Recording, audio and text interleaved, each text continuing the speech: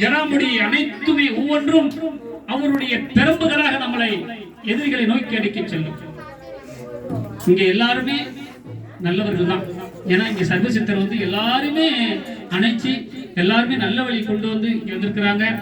இந்த 27ஆம் ஆண்டு சித்ரா பௌர்ணமி சர்வசித்தருடைய குரு பூஜை விழாவில ஒரு நம்மெல்லாம் இந்த சர்வசித்தர் எப்படியெல்லாம் குகையில இருந்து தவம் இருந்திருப்பாங்க அப்படின்னு எல்லாருமே யோசிச்சிருப்பீங்க. அந்த மலையே இங்க கொண்டு வந்திருக்கிறார் சர்வசித்தர். அந்த மலையே இங்க கொண்டு வந்து அவர் தவத்தில் இருப்பது போல உங்களுக்கு காட்சி அளிக்கிறாங்க. அதுவே மிகப்பெரிய ஒரு வரப்பிரசாதம்.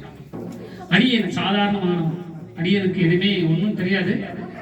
ஏதோ நம்ம சுவாமி சொல்லிக் கொடுக்குறாங்க, ஒன்று செஞ்சுட்டு இருக்கிறோம். எளிமையான முறையில யதார்த்தமான முறையில இங்க செஞ்சுட்டு இருக்கிறோம்.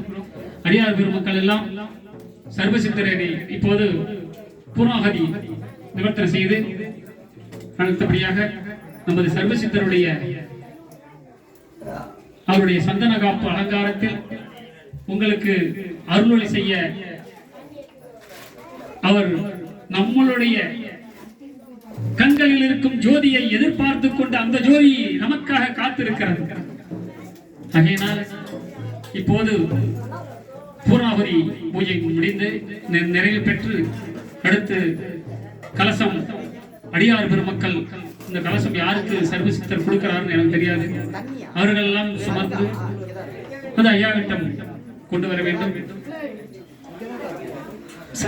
இப்போது தீபாராதனை நடைபெறும் உள்ளதை தெரிவித்துக் கொண்டு அந்த தீபத்தில் வருகின்ற அந்த ஜோதியை நமக்கு அது நம்மளுடைய விழிகளில் நம்ம ஊடுருவாக வேண்டும், நம்மளுடைய இதயத்தில் ஊடுருவாக வேண்டும்.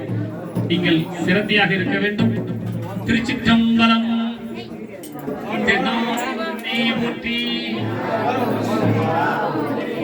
திருவடி சரணம், திருவடி சரணம், திருவடி குருவடி சரணம். சாமி வாத்தியம் வாசிக்கலாம்.